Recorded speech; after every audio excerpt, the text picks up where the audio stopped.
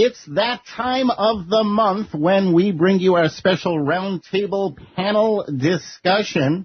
And we're going to be talking about foreign policy, and I've been looking forward to this for a long time. Now, let's meet our panelists. Dr. James Boys is a recognized expert on American foreign and domestic politics with a wealth of political experience both in the UK and on Capitol Hill. He is a regular contributor to both television and radio on issues pertaining to the topics of U.S. politics and international affairs. He's a familiar face to viewers of BBC News, Sky News, and Al Jazeera English, where he regularly brings his brand of analysis to a worldwide audience of over 140 million people in over 100 countries. Dr. Boys is a senior research fellow at the Global Policy Institute in London, where he considers the role of the United States on the world stage in the early 21st century. He is an associate professor of international political studies and director of the postgraduate program in international relations at Richmond University in London. Let's welcome our first panelist, Dr. James Boys. Welcome to the Global Freedom Report. Well, good evening, Brent. It's a pleasure to speak to you, and looking forward to speaking to Jason, to John, and the good people of the United States this evening. Excellent. You've got political experience on both sides of the Atlantic. Just very briefly, how would you characterize the differences in how the game of politics is played in the United States and how it is played in the United Kingdom? Well, that's a very good question. One of the great challenges, of course, is it's all about winning ultimately, and nobody wants to be a loser. I think that the stakes are that much higher in the United States. Obviously, with the world superpower that it is, if people fall from power in the United Kingdom, it's not so great on the world stage. But of course, in the United States, when people come and go from the world stage, it has a massive impact. So I think that it's a question of scale as much as anything else, if we try to look at the differences between the two countries. Excellent. Thank you. Jason Ditz is the news editor for Antiwar.com, part of the Randolph Bourne Institute, whose mission promotes non-interventionism and opposition to imperialism. He holds degrees in optical physics and mathematics from Saginaw Valley State University. Let's welcome our second panelist, Jason Ditz. Welcome to the Global Freedom Report. Hi, and thanks for inviting me. Absolutely. Jason, you hold degrees in optical physics and mathematics. How is it that you found yourself working as news editor for a major activist organization? It seems like an odd combination. Well, it does seem like an odd combination, but when I got out of college, the economy wasn't doing very well. I spent a lot of time reading. Most of my reading centered on foreign policy, and I just sort of stumbled into it. Fascinating. Thank you. Let's meet our third panelist. John R. Mathiasen is adjunct professor of international relations at the Maxwell School of Citizenship and Public Affairs at Syracuse University in New York. He is managing director of Associates for International Management Services, a consulting firm specializing in training and advisory services in international and NGO management, community development, and information services. For 30 years, Dr. Mathiasen worked for the United Nations Secretariat in New York. A specialist in management of international organizations, he has published studies on results-based management, international action on aging, and Internet governance. Let's welcome our third panelist, Dr. John Mathiasen. Welcome to the Global Freedom Report. Thanks for having me. Looking forward to a very interesting discussion. As am I. Very briefly, we only have about 80 seconds to the break. You've published studies on Internet governance. Can you comment on the apparent global trend by governments to control the Internet? Well, a lot of governments would like to control the content of the Internet, and the problem that they've had is that it's very difficult to do that. The technology of the Internet makes it very difficult to control. You can probably control, if you own the telephone companies, some of the ways, the pipes into your country, but you don't control the satellites and you don't control the networks elsewhere. So I think it's going to be very, very difficult for any government to completely control the Internet. And I think that's one of the best things that's happening in the 21st century. But it won't stop them from trying. But that's good to know. I'll tell you, a lot of us are somewhat gratified to hear from somebody who knows something about it that it's going to be real tough for them to exert control of the Internet because we like our privacy. What can I say? When a nation sets the standard for making war on other nations, what are the resulting political and economic ripple effects for the rest of the world? Today we are going to explore United States foreign policy, how it comports with the original American position, and how international foreign policy and UN principles are influenced by the U.S. position, if at all. And I'd like to start off by getting some basic definitions so that we're all on the same page in this discussion. Let me start off with you, Dr. Boyes. What is the official U.S. political philosophy concerning foreign policy? I think it's important to recognize that each new administration brings with it its own foreign policy. There is a degree of continuity and change, certainly, between all administrations. Certainly, a lot of people in Europe were expecting a groundswell of change under President Barack Obama from the previous administration. But I think if ever you wanted to see that there is more continuity than change between administrations, that's a classic example. Fundamentally, what's most essential to the United States is its national interest, its survival, its supremacy. Some would say its continued hegemony in regard to the rest of the world. But certainly, in terms of priorities, it is to secure its national interests, however they are so defined by each individual administration in its own time. Thank you. Dr. Mathiasen, what is the general international political philosophy concerning foreign policy?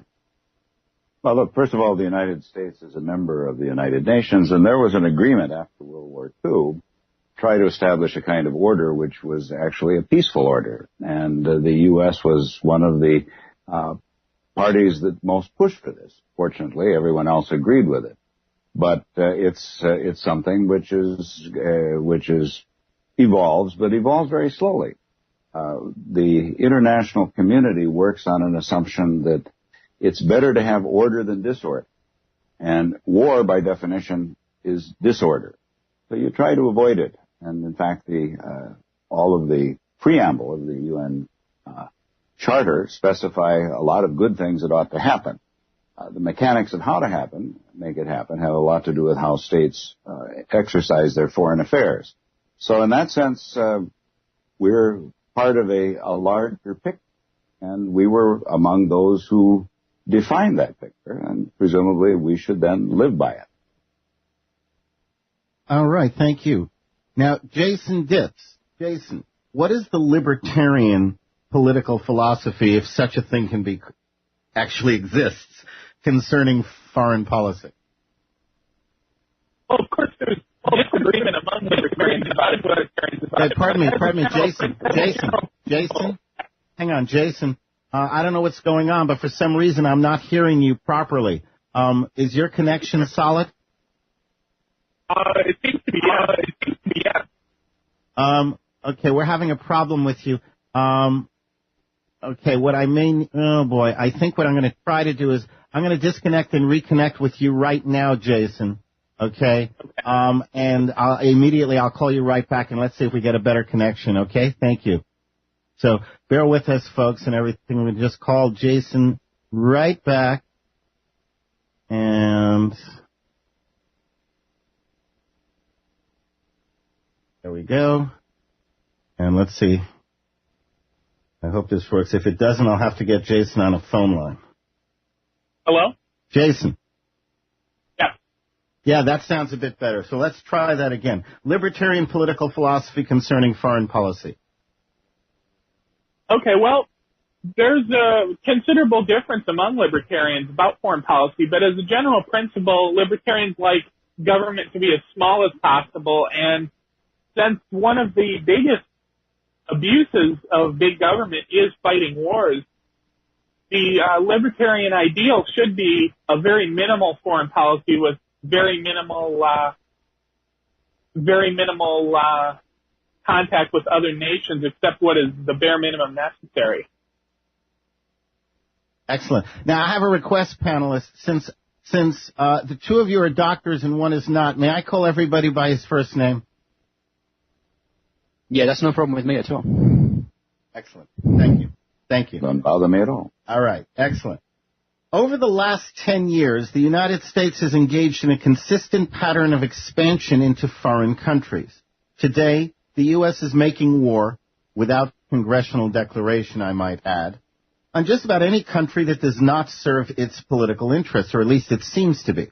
This past week, the U.S. announced it will remain in Iraq beyond its agreed departure at the end of this year, and in Afghanistan until 2024. What kind of policy allows for military presence in foreign countries, essentially forever? James. Well, it's one of those great questions I often ask my students, which is when is the last time that the United States Congress officially declared war? And I don't know whether you know the answer specifically, but the answer, of course, is World War II. Congratulations, go to the head of the class. But this idea that Congress declares war and that the commander-in-chief is the president is something which has very much been lost in recent years. And as a result of this, you've seen the United States engaged almost continuously from World War II onwards in a successive number of locations around the world, to a point whereby an awful lot of people think that America is now an empire. If you look back at the work, for example, of Neil Ferguson, the British historian now working at Harvard, he suggests that the world would be a better place if America just accepted that it is an empire and got on with running the world as such. Now, clearly that's not a view that's universally accepted, but it's an interesting perspective. I'm sure you'll agree. The question is where does America draw the line?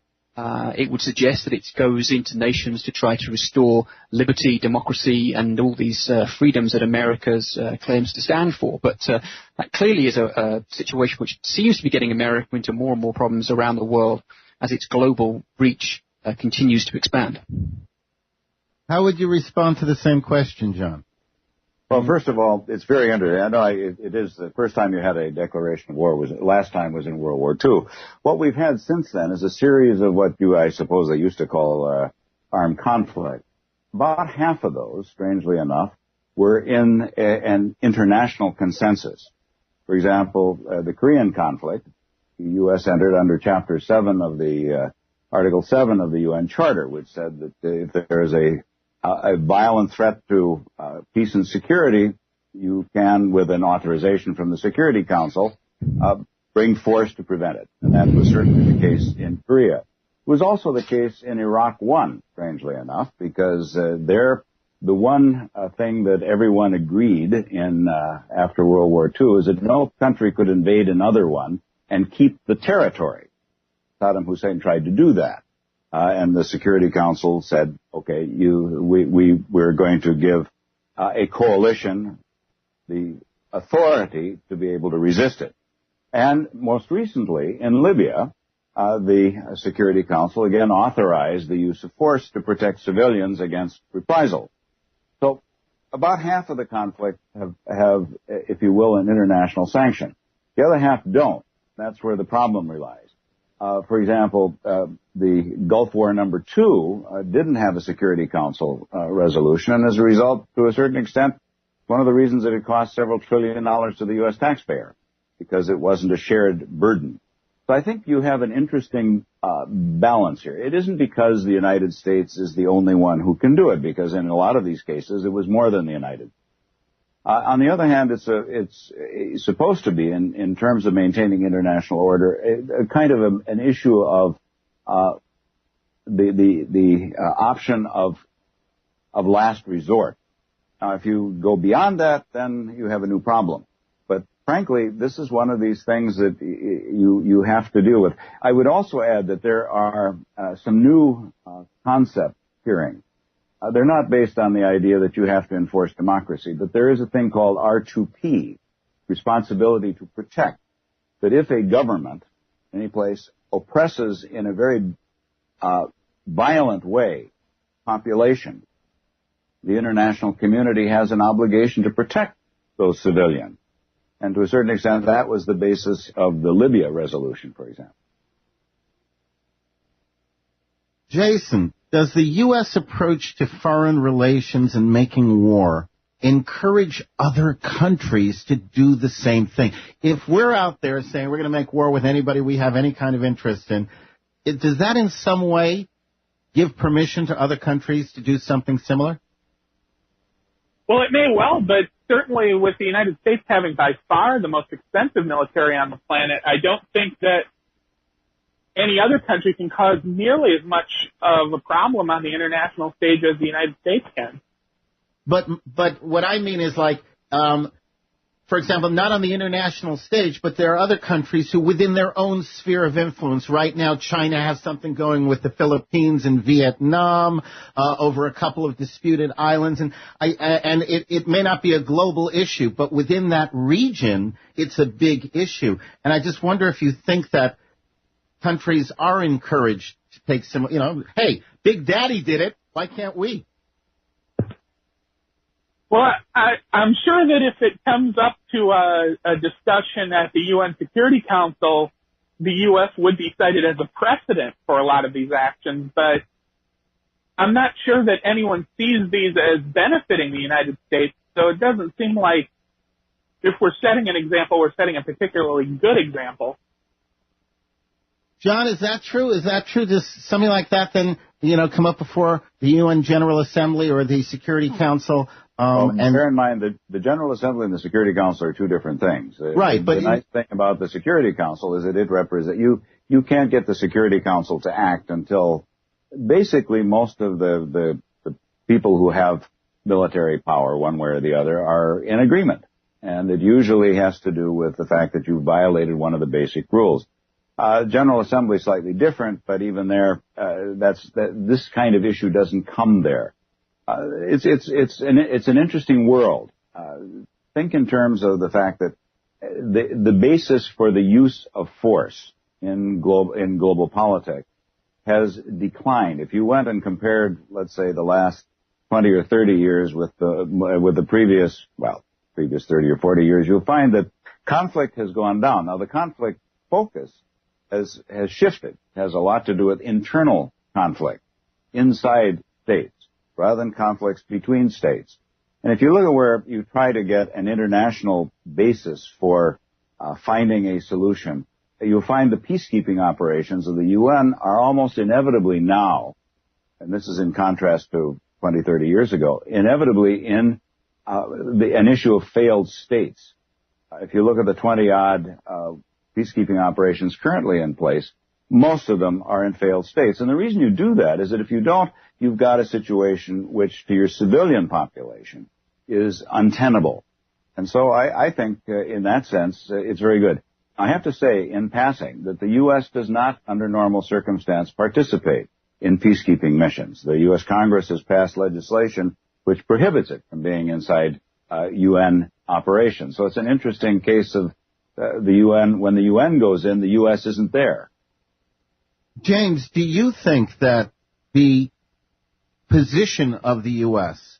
with respect to, going into other countries and such, do you think that on some way that is used as an example for other countries to do similar things? Well, that is the second time you've posed that question, and I wanted to hear from you as well. No, I appreciate that. I just wonder whether you've got any examples that you're thinking of in particular. No, I'm just wondering that, use a family as a metaphor, as a child might look at his parents and say, they did that, I can do that. Or a neighbor might look at his neighbor and say, they did that, I do that. And I can't help but wonder whether there are countries who become more aggressive because they see the U.S. being aggressive. Oh, they're doing that, so I guess we can do that. If someone comes after us, we can say they did it. They taught us. Well, it is interesting. This is certainly something that the world leveled at President George W. Bush when he first espoused the idea of preemption, of course, back in the aftermath of 9/11. Some 10 years on now from that dark day in September, I think it's fair to say that hasn't occurred yet, and that thus far there really hasn't been any nation, and I guess China would be the only the country that you might think of as being able to potentially do this, has come around and said, well, because America's done it, we will too. So thus far, I would have to suggest that your hypothesis has not occurred. John, where does the international community of nations stand on U.S. militarism? How is the U.S. regarded among other countries, specifically with respect to its modern-day war-making machine? I actually don't know the answer to that because countries as a whole don't think. They're not people. A lot of leaders have a problem with the United States and its military force, and a lot of them don't. The issue probably isn't what they think about it. The issue is whether or not how and under what conditions force is used. An interesting thing about the U.S. is that in terms of peacekeeping, again, one of the things I'm interested in, one of the things that the U.S. does is because it's one of the few countries that has a large airlift capacity. Very often, the U.S. will provide an airlift capacity to bring peacekeeping troops. They won't be U.S. peacekeeping troops; they'll be from someplace else.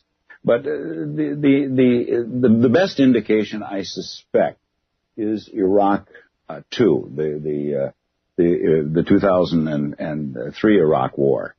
Because to a certain extent, the question came up, can we get a consensus to overthrow Saddam Hussein? And the answer was we could not. And as a result, the U.S. went ahead without that kind of a sanction. And as a result, the U.S. is paying more for it. It turns out to be not a good example. So my answer is, let me put it this way. The U.S. has not, under most circumstances and in most of the governments, used violent force illegitimately. So it's not a case of being worried about the U.S. using more force. It just hasn't done it very much with those exceptions. Then again, sometimes the very fact that you are willing to use force means that you don't need to. The bully tends not to bully somebody who can stand up for himself. But points well taken. Jason, I know how libertarians in general would regard this, but an organization such as antiwar.com, how is the United States in its current form? Because I happen to believe, if you look at Obama and you look at Bush, and it's like almost the same policy when it comes to war making. From one to the other, so it's not a partisan thing. How does antiwar.com and an organization like that view the U.S. militarism, the way its war-making machine is progressing these days? Well, as you can imagine by our name, we're against it. But it seems like certainly the United States' modern Bush-Obama policy is just a disaster. The wars have never ended. They constantly are getting extended beyond supposedly firm deadlines, and they're costing just an enormous amount of money that the government simply doesn't have to spend. But isn't there some way to bring that to the forefront? Isn't there some way to exert sufficient pressure that those who continue to keep their eyes closed to the economic fact that we don't have the money to spend are forced to open their eyes and say, we just can't do this anymore? Isn't there some way to bring that about? Well, there is, and we're starting to see it now, and it's by the economy simply struggling through the constant deficit spending.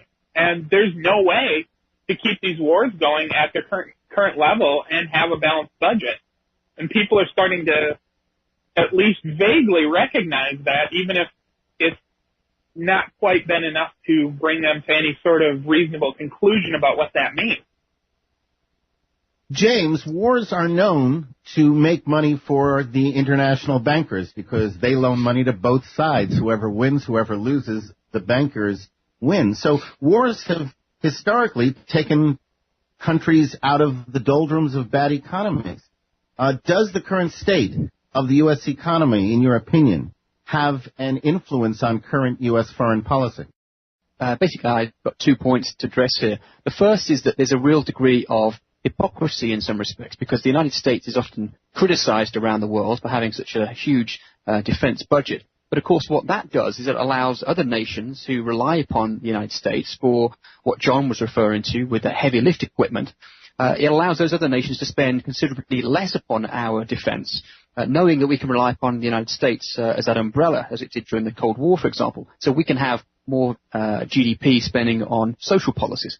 The other thing to consider, of course, is the fact that because the United States has such a large standing military, it allows it to potentially artificially manipulate the employment figures. If you imagine for all these people who were calling for the end of or a massive downgrading in the American military spending one of the easiest ways to do that, of course, is to reduce manpower.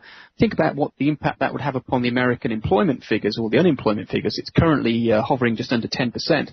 One would dread to imagine what would happen if President Obama suddenly became a hero to libertarians and said, right, we're going to now abolish the military, and all you people are now going to be qualifying for unemployment benefits. So, I think many of us would have heart attacks. Absolutely, quite rightly so. It's all very well good calling for freedom from the military, but of course that military just protects the United States from a great many overseas adversaries, and that might become all more apparent if that military was withdrawn. Well, bear in mind, of course, that the Cold War, which was the basis for a lot of that expenditure, is kind of over. A lot of countries that were on the Eastern Bloc are now members of the European Union. So I think one has to make a kind of a conceptual shift in terms of what it requires to have a state be defended. If you look at where the current conflicts are, where the U.S. and others are involved, they're one of two things. They're either ones in which the U.S. has gotten involved because of the connection with 9/11. That would be Afghanistan and Iraq. You could argue that the one in Iraq wasn't really connected, but hey. And issues of in effect, failed states, Libya being one. And hopefully one doesn't know, but Syria being another. So in a curious sense, we're in a different world for the military than we were when all of these concepts were developed. Does any country need that many soldiers? Well, China has a lot of them, but the Chinese military is a little different. They run a lot of the industries, for example. So you're not dealing with you're dealing with something which in the United States would be the private sector. There's some interesting things that you have to keep in mind when you look at military force at the international level.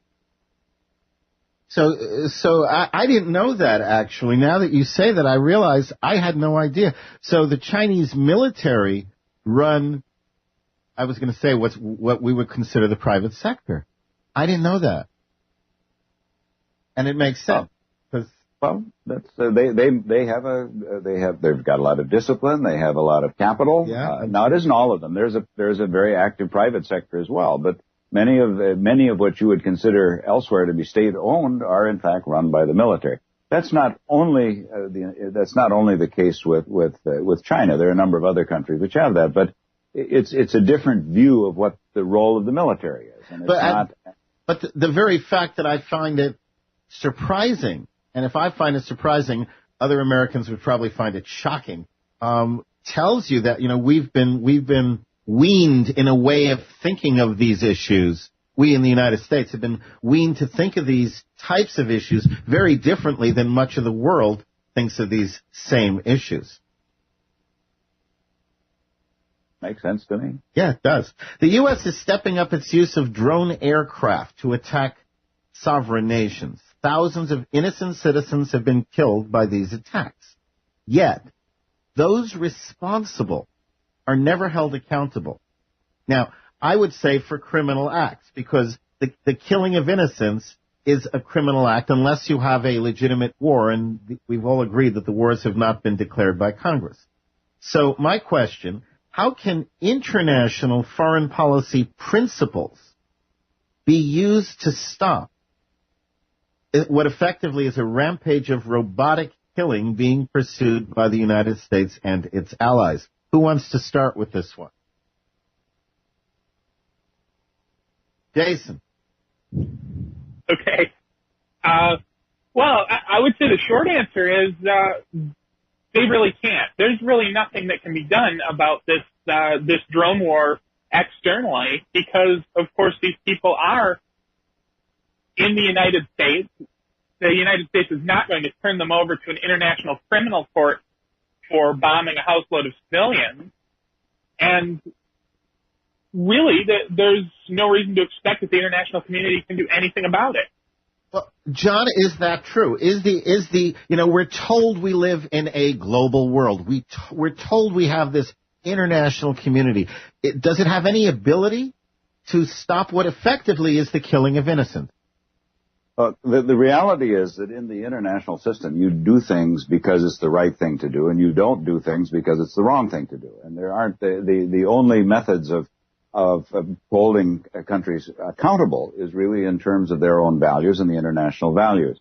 But it's interesting that you would use the International Criminal Court as an example. The United States has not ratified the Convention on the International Criminal Court. It's not a party to it, so therefore we can't use it. It can't use us.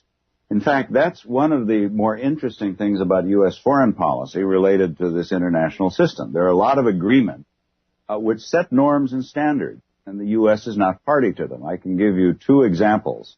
One of them is the UN Convention on the Rights of the Child, which specifies values of how you should deal with children. U.S. is not a party to that. We have only one other country that is not a party, and that's Somalia. And the only reason Somalia isn't is because it hasn't had a recognized government since the treaty was open for ratification. The second one, which I find more fascinating, is the UN Convention on the Elimination of All Forms of Discrimination Against Women. We're not a party to that either. And it's interesting, we're in good company there because the other countries that aren't party to it include the Sudan, Iran, Tonga, and Nauru. So we're in good company. Everybody else is party to it. So we haven't basically said we're going to accept... Wait, pardon me. What about Saudi Arabia? Oh, they're a party. Really? I'm surprised. Absolutely. They are. And one of the arguments is that if you're a party to a convention, you get put on a lot of pressure in order to be able to... you have to tell people what you're doing to implement the provisions of the convention. Now, my colleagues are pointing out a couple of other examples. We're not a party to the cluster bomb ban. We're not a party to the anti-personnel landmine ban. We are, in fact, a party to the Chemical Weapons Convention. So, in a certain sense, we haven't decided formally to play the same game that every other country has. Now, in that sense, you weaken your position, at least morally, in human rights, for example, because we're party to less than half of the international human rights conventions. But the reason for that, and this is something that you have to think about in terms of foreign policy, doesn't have to do with the executive. It has to do with the way in which the U.S. joins the international system. And this goes back to the Revolutionary War and the U.S. Constitution. You cannot join a convention unless 2/3 of the voting members of Congress, of the Senate, vote for it. And they won't vote for a lot of stuff, for whatever reason, even if it's probably in our national interest. So the U.S. is in a funny position with regard to its foreign policy. Some things you can do, but some things you can't, that you probably should. And that, I think, is one of the things that we really ought to focus on. Because most of the issues of foreign policy are not about warfare. They're about other things that are necessary for global order and to be able to make sure that the world that we live in as the United States is the kind of world we want to live in. Well, and you bring up an excellent point in that I'm sure the framers of the Constitution really didn't consider this would happen because they set everything up for a just and moral people, and it was always insufficient to any other. And today we have a lot of amorality and immorality in the halls of Congress. But you bring up a good point that because in today's call it immoral Congress, you have this requirement of 2/3 in order to do certain things. Politics becomes a major player because now, you go, all right, you need my vote to do this, and if you want that, then I'm going to make you do something for me. So my question for you, James, is that, we're talking about the morality of killing innocents through foreign policy, through drone attacks and such. You have an understanding of American politics. Now, dare I even bring up the words conscience and politician in the same sentence? Doesn't it ever enter into the conversations when these policies are being considered before they're implemented? Doesn't it ever enter into the whole idea of you're going to kill innocents, or is it always just, well, it's collateral damage? Well, I think there's a number of points you're making there, but let me just return to perhaps the foundation of your argument, which is that somehow immorality, as you're referring to, is somehow new in politics. It's important to recognize that the Constitution of the United States has always said that get treaties through, any president needs a two-thirds majority in the Senate. This idea that somehow politicians and politics has become a dirty business and that once upon a time all was sweetness and light, I'm afraid it's a fairy tale. You can go back to the great men who founded the United States. I mean, these were not paragons of virtue. They were great men and they founded a great nation, but they were human beings. Go ahead, shatter my illusions. Go ahead. Heaven forbid. Let's just be honest about this. We're all adults here. These were human beings with failings and foibles, and they created a great nation. But politics is a dirty business. It always has been and it always will be. And this idea that somehow we can say, well, it's a bad business now, and we can look at examples, the Clinton impeachment, the Nixon situation, for example, and say, well, that would never have happened years ago. But of course, you go back through American history and British history and global history, politics, wherever it's practiced, is a concept of trade-offs and manipulations. What you do for me, I can do for you. One of the great challenges as an external viewer of American foreign policy is looking at how domestic politics has a massive impact on U.S. foreign policy, which is something which we haven't touched upon yet. But this idea of horse trading, about what people can bring back to their own district to increase their own support back home, especially with congressmen who have to run for re-election every 2 years. It's a constant scramble for re-election. They have to take a short-term, very local view of every issue which has potentially global implications. And that's something which is very, very frustrating to the outside world when we see the United States making what appears to be narrow, short-term decisions based upon the fact that these decisions have to get made by people in the heartland of the United States whose constituents in many ways rightly say, what on earth does this have to do with me and where I live in the country? So I think it's something which we need to think about. It sounds like you're saying in politics, like it or not, there is no room for even the consideration of the moral implications of a policy killing innocents. Well, no, what I'm trying to get across here is the idea that we need to be realistic about this and get away from this idea that once upon a time politicians were paragons. No, I think that's fair. I think that's fair. But what I'm asking, we only have a few seconds to the break. Sure. But what I'm asking is whether there, among these people who are in this dirty world of politics, isn't there any room for the moral, the consideration of the moral implications of the policies they discuss? Yeah, there's room for it, but it's within a pragmatic framework, and that is not something which is going to go down well in Sunday school, unfortunately. But that is the reality of politics as practiced on a global basis. And I want to talk to our panelists and find a little bit something more about each of them and ways that you can get in touch with them and find out more about the work they're doing. Dr. James Boys, you have a tremendous amount of experience and a wealth of information concerning American foreign and domestic politics. And I especially love the point you just made about how the needs of the domestic frequently are made to influence the policies of the foreign. I think that's brilliant, by the way. How do people find out more about Dr. James Boys? Well, thank you very much, Brent. That's very kind of you, and I appreciate your kind words there. I think that link is often overlooked. If you are interested in what I have to say, and I do hope that my thoughts have stimulated some feedback, because it's nothing worse than a boring radio show, my website can be found at www.jamesdboys.com. Where I have a website. I've got a Twitter account, so if anybody out there is twittering away, you can contact me at JamesDBoys. I look forward to conversing with you on a regular basis.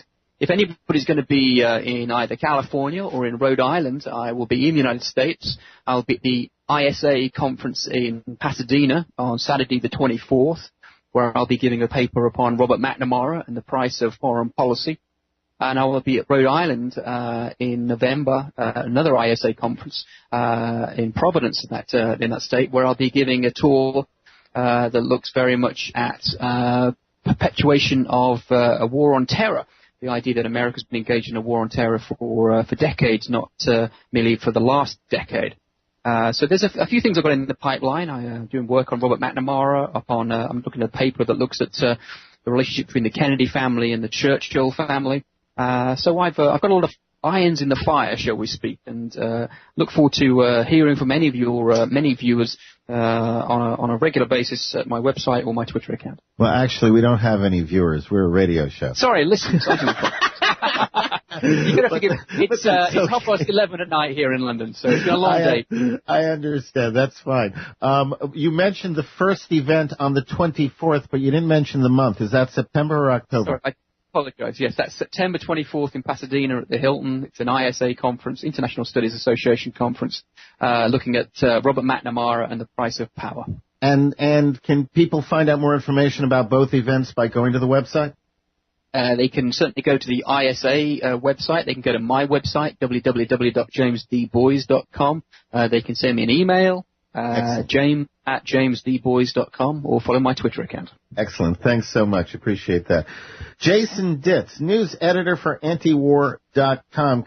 Tell us more about antiwar.com, won't you? Well, we try to cover every single war on the planet, and sometimes that's a lot of them. So for people looking to find out more about it, I would advise them to go to antiwar.com, news.antiwar.com, and antiwar.com/radio. Now, what if people want to become more involved? You know, I don't just want to necessarily go and see what news you have to tell me, but I want to make a difference. I want to do something. Do you have ways to help people to find their way into activism on this scale, on this topic? I'm not really too familiar with that. For the most part, I just stick to the news side of things. But I would suggest going to our antiwar.com and looking at the sidebar. There's all sorts of stuff on the site. Some of Excellent.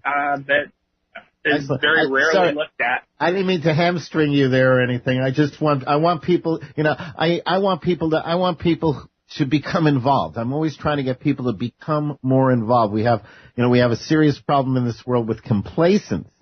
Even people who are not apathetic, they're still complacent. We want to get them involved as well. So thank you. I appreciate that. www.antiwar.com. Antiwar.com. And Dr. John Mathiasen, we're probably going to have to pause in the middle because we have a break coming up.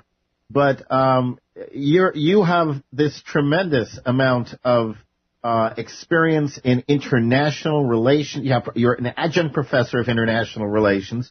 And how do people find out more information about what you're doing out there? Okay, the easiest thing to do, and which is what I do occasionally, I mean, that's how you find out whether you've been noticed or not, is to Google my name, John, Mathiason. You'll either get me or my son, who's in the music business. But what I really do for a living is to try to study and training in and make the international public sector more accountable for results, because its importance is increasing. And if anyone wants to basically follow this, I'm the editor, one of the editors of a new journal, which is putting together a combination of practitioner and academic work on international organizations. It's the Journal of International Organizations Studies, which looks at organizations as administration. And that you can see at www.journal, journal-iostudies.org. And it's not a bad little journal. Otherwise, I teach, and I'm always available to talk to anybody who wants to talk. And you're also managing director of AIMS, tell us a little bit about that. Hey, what do you tell people who say they want to become involved in, international relations of some kind? I want to make my own footprint, my own imprint on the world in international relations. What do you tell them? I tell them that the place you want to go work in or with these international organizations who are out there, all of which have a purpose, which is to do good, make things better. To be able to do that, to a certain extent, you got to be willing to take some risks because the places that a lot of the international officials go are not safe. didn't think that, you would notice it would not be a good day to be in the UN office in Nigeria, because a suicide bomber attacked it today. Or with one of the international NGOs that's trying to deal with it. There are a lot of them dealing with places like Somalia, for example. And to be able to do that, in part, you probably have to have at least a BA, and I suggest probably a master's degree as well, if only because that's a way of sorting people. You have to want to do it, and there are enough opportunities that if you try hard enough, you can get into it. And I tell that to my students. And I tell my students that if you take my courses, the objective that you're trying to face is that we're all going to take over and well manage the international public sector. Excellent. Thank you very much. Getting back to I have a few more of these. We're going to try and see if we can get as many as we can fit in. The NATO and U.S. attacks on Libya have gone way beyond the UN Security Council resolution authorizing the airstrike. Yet, both the Security Council and United Nations General Assembly seem impotent to do anything to stop what's going on. Now, I know they're talking about it's almost over. They've got Gaddafi out. Personally, I don't believe it. We're not getting credible information on the issue. I will wait and see what's happening. Gaddafi's too smart to have it be over that quick. But regardless, it seems to me that in the meantime, again, we have innocent civilians being essentially slaughtered, and we have corroboration of that by the rebels, by those being supported by NATO and the U.S. Now, in an ideal political world, how should international foreign policy be used to address the problem? What could be done when the UN Security Council authorized the airstrike, and then the airstrike goes beyond what the UN Security Council, but nobody can do anything about it? It's like opening Pandora's box. What should be doable under an international foreign policy, starting with you, John? Well, there is no international foreign policy. There are individual foreign policies. There can be an international consensus on what to do. You will have an interesting argument. It'll probably be among historians about whether or not NATO actually, or whoever was doing it, and it really was NATO, went beyond the Security Council resolution. They authorized the use of force because the then government of Libya was basically attacking its own civilians. Now, you could argue they should have stopped at that, but they haven't done more than they were doing, which is to attack military targets. Now, what you're raising the same question as you raised with regard to drones. Problem is that whenever you use air power or anything similar to it, you aren't able to distinguish that easily between military or civilian targets. And that goes back to World War II when you had carpet bombing, for example, is one of the standard things. But the truth of the matter is that whenever you have armed conflict, unless you've managed to put everyone into an arena, you have civilian casualties. And the issue is how to reduce those. And one of the ways that's done is by getting agreements among all of the combatants that they're going to do the right thing. Now, if it turns out that the drone issue becomes one, then I would say, fine, get an international consensus against drones, but you also will have to get an international consensus against other things. So it's not that easy, and don't confuse that with a foreign policy. That's a kind of a global understanding of how far you can go. You'll notice that they haven't done that elsewhere, but that's partly because the circumstances haven't gotten that difficult. Always remember that the problem that Gaddafi had is that he had no friends in other countries, and that did not help him. But I do know that the UN Security Council, that very specifically did not authorize any kind of regime change. Yet, the NATO forces have clearly been used to support that objective. Now, regardless of even the Libyan situation, isn't there any system that exists when a Security Council resolution is somehow violated by those who received the grant from the resolution? Well, maybe I could jump in here, John. Please. Perhaps you can correct me if I'm wrong. But certainly, if there is any action taken by the Security Council, it is not impossible for any member of the United Nations to bring to table a motion to seek redress. I think one of the problems here, though, is the fact that the Libyan situation, there was always going to be a degree of mission creep here, and from day one, certainly here, this was obviously a mission that was very much led by the UK and France, with the United States playing, if I'm honest, quite a backup role on this. This idea of mission creep, the idea of removing Gaddafi from an early stage was very much prevalent, and I think anybody who was really following the debate before the NATO strikes began could see that regime change was a foregone conclusion long before this ever took place. So I think anybody who thinks that that wasn't the case is being naive at best, I think. Plus the fact that you can't get a consensus from the Security Council unless you have everybody on board. Now, what happens if you don't have that kind of an authorization? One of the more interesting things about the United States in Iraq is that in the first Iraq War, which did involve the Security Council, which authorized a Chapter 7 operation, all of the member states, particularly the ones in the area, put in funds. The United States, in effect, I'm not sure if this is actually true, but I've heard, may have made a profit on the first Gulf War. Second one, they didn't have an authority, they did not have an authorization from the Security Council, and they carried the whole cost. That's the $1.5 trillion or $2 trillion. So in some respects, that's one of the ways in which you do things. Also, if you violate a Security Council resolution, there is no UN army to deal with. But what happens is that other states can take that and they can basically do things to you which otherwise they wouldn't, in the area of trade, for example, or in the area of other issues. I mean, that's the issue of sanctions, for example. Sanctions aren't coercive, but on the other hand, they're unpleasant. So the international system does have some things to do. But the bottom line is that you have to have that consensus. Now, if for whatever reason the NATO allies would have gone beyond, way beyond their mandate, I'm sure you would have heard about it, but you didn't.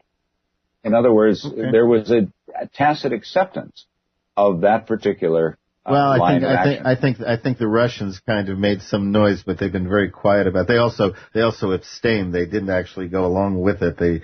Why they did it that way, I don't know. But go figure out the Russians. Jason, how should a free society conduct foreign policy? How should?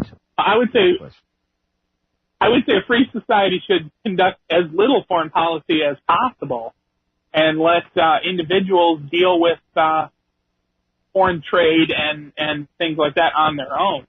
This idea that we need to have this grand international community that's responsible for everything that goes on the planet inevitably leads to this sort of mission creep. And with the Libyan war, of course, we saw that, but it's happened in the past as well. The war in Afghanistan was originally supposed to be about rooting out terrorists. That became a multi-decade occupation. So would you say, are you saying to isolate, a free society should completely isolate, that it shouldn't have any dealings with foreign countries, even as friends, or that it should just be left open to a free market for the citizens? Is that what I'm hearing? I'm not sure that that's so much isolation as just minding our own business. I mean, we don't need to have these so-called friends on the international stage. We certainly don't want to go around making enemies, but I don't think that we need to, for instance, form massive alliances that go around deciding all of a sudden that there needs to be a regime change here, or that this government's dictatorship is not quite bad enough and should be accepted and possibly even propped up. Oh, there you go. Well, Jason, let me follow up with this. George Washington, in his presidential farewell speech, warned all posterity to avoid foreign entanglements through alliances. He strongly advocated U.S. neutrality throughout the world. Is there anywhere in the world that exercises such live and let live neutrality? Is there any way at all to either move the U.S. closer to that type of foreign policy or support someone else's foreign policy that already goes by those principles? Does any place on earth exist? There's no such place even possible, because the kinds of issues on which you have to have a foreign policy are not only these issues of entanglements of alliances and about war. It's about a whole lot of things having to do with international order. I'll give you an example. At some point, you have to deal with climate change, unless, of course, you believe that it's natural, in which case, and not human caused, in which case your only policy response is prayer. But the fact of the matter is, this is an issue which everyone has to participate in the solution of it. I'm talking about all countries. And for that to happen, you have to have a policy which allows that to happen. Now, unfortunately, that isn't happening right now, at least as far as the United States is concerned. And there are a lot of reasons. It goes back to what James said about the effect of local politics.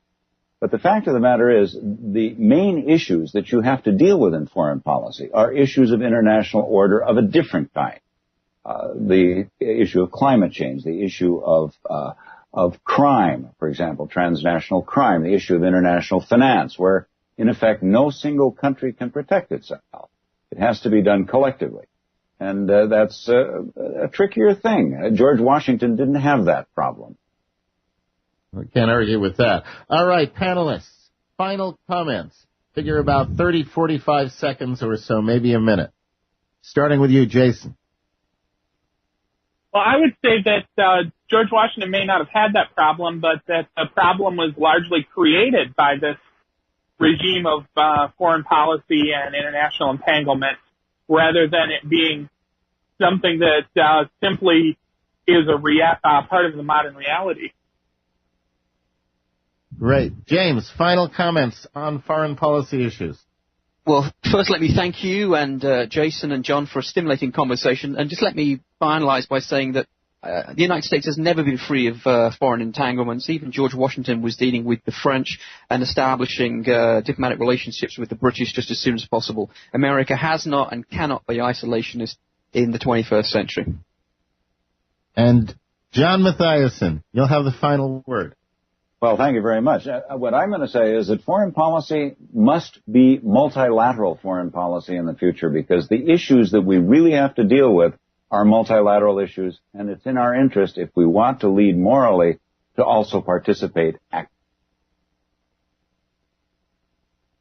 Gentlemen, it has been an absolute pleasure to have you on the show. We're going to make sure all the websites and everything get posted as links on the Global Freedom Report website. I want to thank each and every one of you for being with us on today's discussion.